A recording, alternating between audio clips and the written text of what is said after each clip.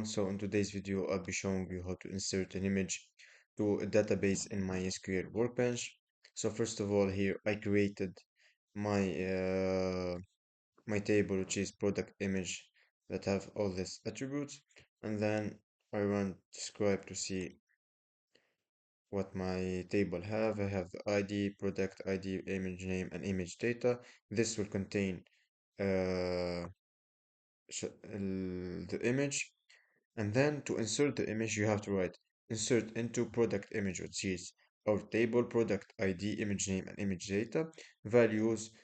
And to insert the image, you have to, into values, you need to write load file and then path to image.jpg. Let's go and see, for example, let's say I want to insert this thumbnail that I have, and then just click on copy as path.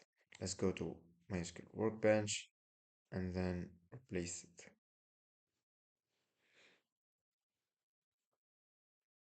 Now let's try to run this code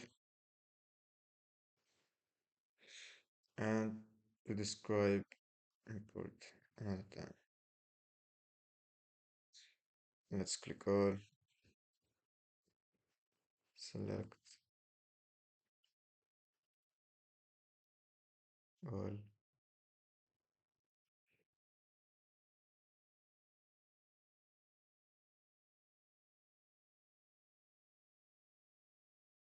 copy, and then paste it.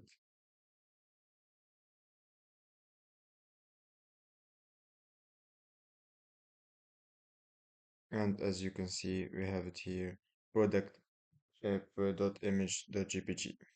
So that's all. If you like this video, please don't forget to subscribe and hit the like button for more tutorials.